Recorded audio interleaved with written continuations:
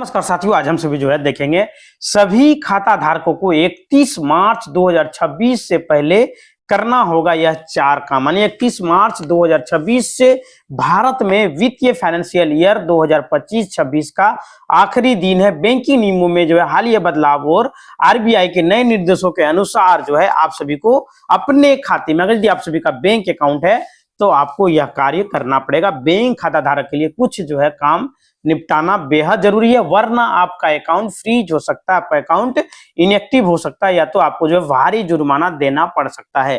KYC update आपको करना बेहद जरूरी है। ई केवाईसी आपके अकाउंट में होना बहुत जरूरी है। आरबीआई के नए नियमों के अनुसार अब बैंकों के लिए अपने ग्राहकों का डेटा अपडेट रखना अनिवार्य कर दिया गया है।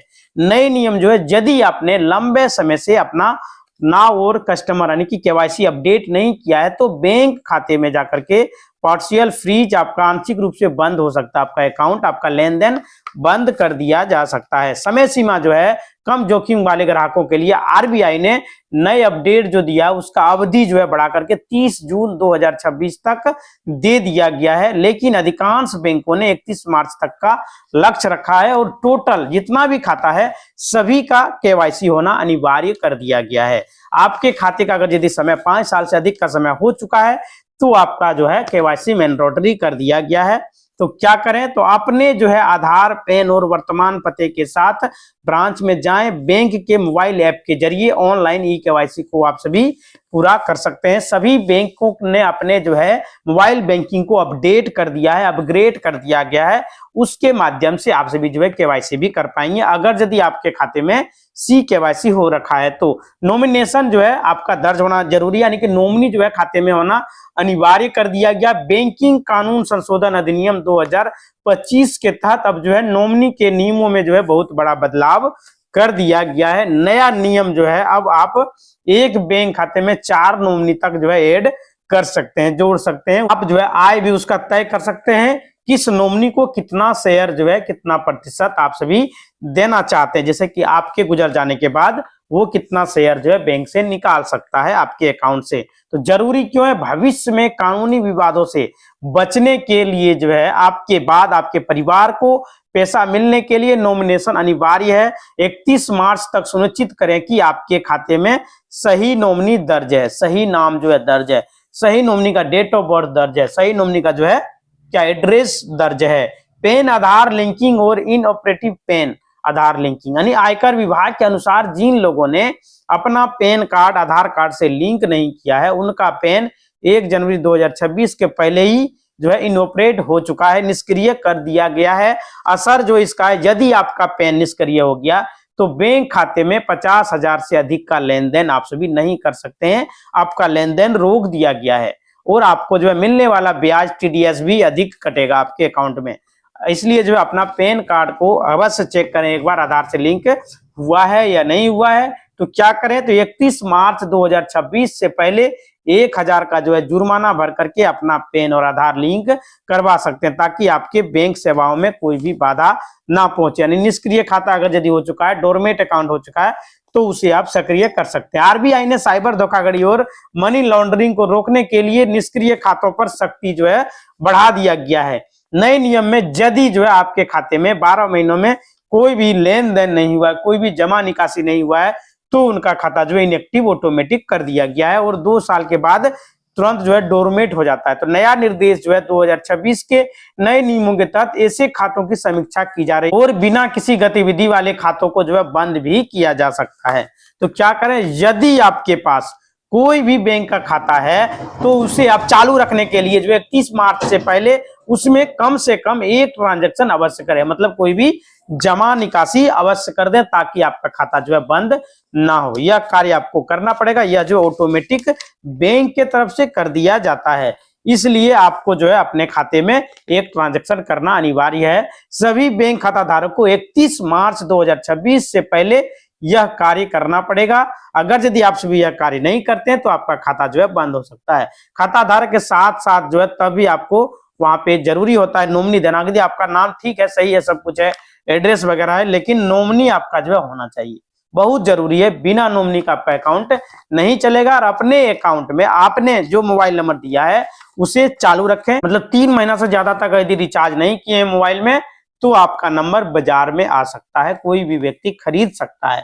और जो आपका नंबर खरीद लेता है, फिर आपका आधार का नंबर, फिर आपका बैंक अकाउंट का नंबर, तो आपके साथ जो है फ्रॉड होने की चांसेस 100% बढ़ जाता है। आपका अकाउंट जो है खाली कर लिया जाएगा। उसमें आपको किसी से कुछ भी पूछने का जरूरत उनको नहीं पड़ेगा। तो आप जो है प्रॉब्लम में आ सकते हैं। इसलिए जो है अपना मोबाइल नंबर जो आपने खाता में दिया है, जो अपने मोबाइल नंबर आधार में दिया है, उसे अवश्य चालू रखें। भारत में जितने भी लोग हैं अभी तक आधार कार्ड को पैन कार्ड से लिंक नहीं किए हैं, वो जो है 31 दिसंबर 2025 आपका जो अंतिम डेट था, उसके बाद भी आप सभी अगर पैन जो है लिंक नहीं किए हैं तो इनकम टैक्स का जो वेबसाइट है उस पर आप सभी जाकर के उसे जो है लिंक कर सकते हैं। डेट बढ़ाया गया है 31 मार्च तक जो है आप सभी कर पाएंगे। अगर यदि नहीं करते हैं तो जो भी बचा कुछ आपका आधार से लिंक, जहां भी पैन कार्ड से लिंक अकाउंट वगैरह सब कुछ आपका बंद हो जाएगा।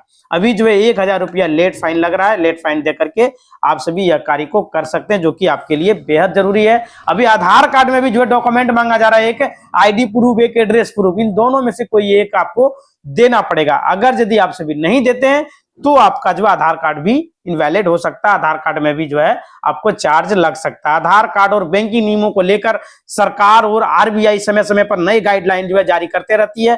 अगर आप जो 31 मार्च 2026 तक अपने बैंकिंग नियमों को जो है व्यवस्थित रखना चाहते हैं, चालू रखना चाहते हैं, तो जो है आपको यह कार्य करना पड़ेगा। 4 मुख्य कार्य आपको करना होगा। आपको जो है समय रहते जो है यह कार्य अगर यदि आप सभी नहीं करते हैं तो आपका खाता सुरक्षित नहीं रहेगा। बैंक खाते से आधार लिंकिंग अनिवार्य कर दिया गया है। यानी कोई भी सरकारी सब्सिडी का लाभ लेना चाहते हैं, डीबीटी के माध्यम से आपके खाते में पहुंचे और विभिन्न योजनाओं का लाभ पाने के लिए आधार को बैंक खाते से जोड़ना अनिवार्य है। तो क्यों जरूरी है? क्योंकि जो है यदि आपका खाता आधार से लिंक नहीं है तो आपका गैस सब्सिडी, आपका किसान सम्मान निधि योजना का लाभ, आपका कोई भी जगदी सब्सिडी आता है तो वो आपको नहीं मिलेगा। तो यह कार्य आप सभी जो है नेट बैंकिंग, बैंक का जो मोबाइल बैंकिंग ऐप है उसके माध्यम से या तो बैंक में जाकर के फोटोकॉपी वगैरह जमा करके कर सकते हैं। दूसरा आपका होता है ई-केवाईसी, जो कि आपका री केवाईसी कहा जाता है। यह जो अनिवार्य है। आरबीआई के नए नियमों के अनुसार ग्राहकों को अब जो एक निश्चित अंतराल के बाद जो है केवाईसी जानकारी अपडेट करनी होती है। यदि आपका मोबाइल नंबर बदल गया है, या तो पता बदल गया है, या तो आधार जो अपडेट आपने करा लिया है, तो आपको अनिवार्य रूप से यह कार्य आप सभी कराएं। जो है 31 मार्च तक जो है इसे पूरा करना बेहद जरूरी है। नहीं तो आपका खाता इनऑपरेट, फ्रीज भी हो सकता है और केवाईसी भी आपका जो है वहां पे कर दिया जाएगा। बैंक में आपको जाना बेहद जरूरी है। आधार कार्ड, पैन कार्ड लेके आप वहां पर पहुंचिए। तीसरा जो है आधार इनेबल्ड पेमेंट सिस्टम, एईपीएस प्रमाणीकरण, सुरक्षा के को बढ़ावा के लिए जो है अब आधार से पैसा निकालना एईपीएस के माध्यम से नियम में बदलाव किया जा रहा है। नया अपडेट जो है अब केवल जो है आधार नंबर से पैसा निकालना काफी नहीं होगा। कई मामलों में 2 फैक्टर ऑथेंटिकेशन, फिंगरप्रिंट के साथ साथ एक सुरक्षा कोड भी आपके मोबाइल पर जाएगा। यानी कि जो है आप सभी जो है अपने कोई भी सीएससी सेंटर में, कोई भी सीएसपी में जाके पैसा जो फिंगर लगा के जो निकासी कर लेते थे, चाहे आपका आधार कार्ड में कोई भी मोबाइल नंबर दिया गया है फिर भी आपका पैसा निकासी कर दिया जाता था। लेकिन अब जो है ऐसा नहीं हो पाएगा। उसमें एक नियम जोड़ दिया गया है जिसमें कि आपका जो है मोबाइल नंबर पर ओटीपी जाएगा जो आपके आधार नंबर में दिया गया है। अगर यदि आप आधार में जो मोबाइल नंबर दिए उसे चालू नहीं रखिएगा, उसे रिचार्ज नहीं रखिएगा, तो आप जो है एईपीएस से इमरजेंसी में कहीं भी पैसा निकासी जमा नहीं कर सकते। यह सुनिश्चित करें कि आपकी जो है सही मोबाइल नंबर आधार और जो है बैंक खातों में लिंक है, ताकि प्रमाणीकरण ऑथेंटिकेशन के समय ओटीपी जो है मिलने में कोई भी समस्या ना हो। पेन आधार लिंकिंग और अपडेट, यानी कि पेन को आधार से लिंक करना अनिवार्य है, जो कि वोटर आई कार्ड में भी जो है आधार कार्ड को लिंक करने के लिए अनिवार्य कर दिया गया। हालांकि इसकी डेडलाइन पहले भी जो है कई बार बढ़ चुकी है, लेकिन बैंकिंग लेन देन के लिए पैन कार्ड का लिंक होना सबसे महत्वपूर्ण है। बड़ी राशि का लेन देन अगर यदि आप सभी करते हैं, जैसे 50,000 रुपया से अधिक का लेन देन करते हैं और आपका जो है पेन आधार लिंक नहीं है, तो आपका जो है ट्रांजैक्शन रोक दिया गया। बैंक जाइए, आपको जो है ट्रांजैक्शन नहीं होगा, आपको पैसा नहीं दिया जाएगा।